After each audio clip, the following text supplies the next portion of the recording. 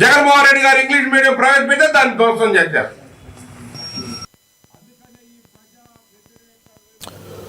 కూటమి పాలనలో రైతులు కుదేలవుతున్నారన్నారని మాజీ ఎమ్మెల్యే జగన్ మోహన్ రావు అన్నారు. కంచికచర్ల మార్కెట్ యార్డ్లో పత్తి, పెసర, మినుము, మొక్కజొన్న రైతులు ఆదుకోవాలని డిమాండ్ చేశారు. పత్తి కొనుగోలు కేంద్రాల్లో రైతులు ఎదుర్కొంటున్న ఇబ్బందులను పరిష్కరించాలని మార్కెట్ యార్డ్ అధికారులకు మాజీ ఎమ్మెల్యే జగన్ మోహన్ రావు వినతి పత్రాన్ని ఇచ్చారు. రైతు సమస్యలపై మాట్లాడడానికి వెళితే పోలీసులు అడ్డంకులు అని ప్రభుత్వాన్ని ప్రశ్నించారు.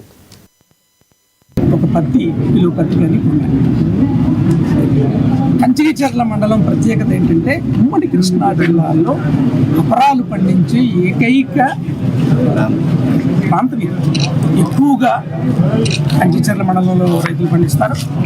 తర్వాత వెర్లపాడు మండలంలో పండిస్తారు. గత ప్రభుత్వంలో మద్దతు రేటుకి అనుగుణంగా ప్రాథమిక సహకార పరపతి సంఘాల్లోనూ మార్కెటింగ్ యార్డ్లోనూ పంపించేవాడు.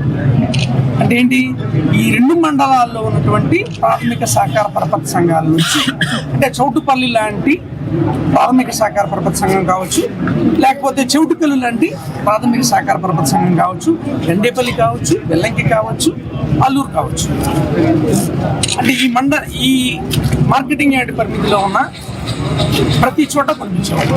ఇది ఈ మార్కెటింగ్ యార్డ్ గురించి ఎందుకు చెప్తున్నారంటే ఇక్కడ ఎక్కువ పండిస్తారు కాబట్టి ఈ కసలు కందులు ఇవన్నీ చూశారు కదా. ఇవి లెక్కలు. గత ప్రభుత్వంలో మొక్కజొన్న ఎంత కొన్నారు, ఎన్ని మెట్రిక్ టన్నులు కొన్నారు? 1760 మెట్రిక్ టన్నులు కొన్నారు. దీని వాల్యూ ఎంతో తెలుసా? 2,88,69,000 రూపాయల విలువైనటువంటి కొన్నారు. అలాగే మినుములు. మేడ్చల్ జిల్లా నారేపల్లి నల్లమల్లారెడ్డి కాలేజీలో హ్యాక్ ఫర్ భారత్